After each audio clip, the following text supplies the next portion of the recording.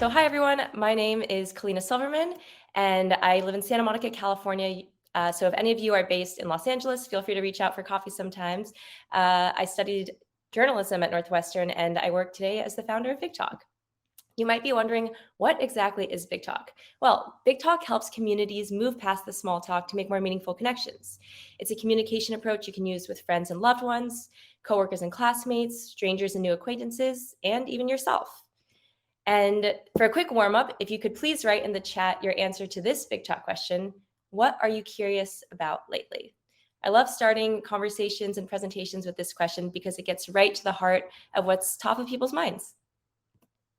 And the idea of answering and asking deep questions might seem like a little obvious or forced, but it's something really hard for us as adults. In fact, this is what a 6-year-old wrote.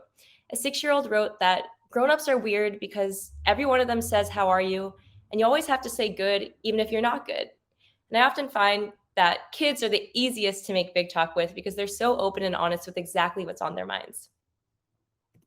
And before we get into the Big Talk activity, I'm going to share the story of how Big Talk began. So Big Talk began 8 years ago with a social experiment I tried when I was feeling lonely and disconnected after moving to a new city for the first time. And one night I was having a deep conversation with a friend and I said, "Wow, I wish more conversations could be like this." And he said, "Yeah, screw small talk." So immediately the name Big Talk came to my mind. And I thought I would try out an experiment where I walked up to total strangers and skipped the small talk with them to make more meaningful connections. And here's what happened.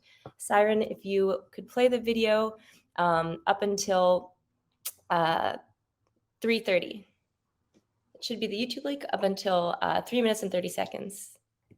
So after I made this video where I walked up to strangers and skipped the small talk with them, I started receiving response from people all over the world who are asking for help with how to make big talk.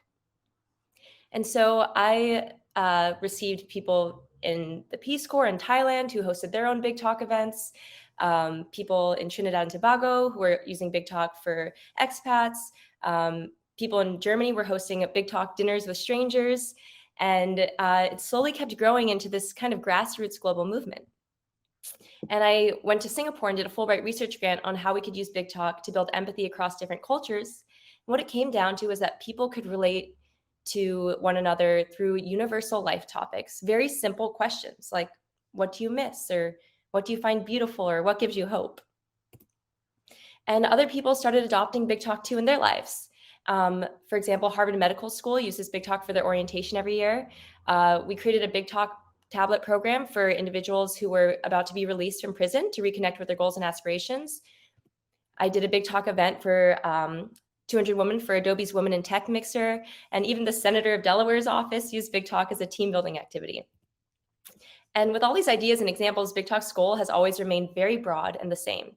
It's to foster more meaningful connections and enhance interpersonal communication, respect people's differences while honoring commonalities in human experiences, and serve as a storytelling platform to build curiosity and empathy. So now for the fun part, how to make Big Talk.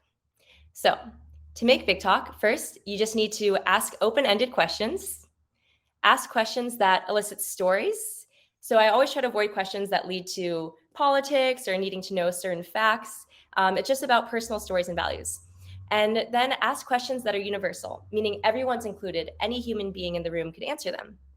And then for responding to a question, make sure you listen actively, ask follow-up questions, show empathy, share your story or your experience if something related to what they said, and finally be authentic and helpful.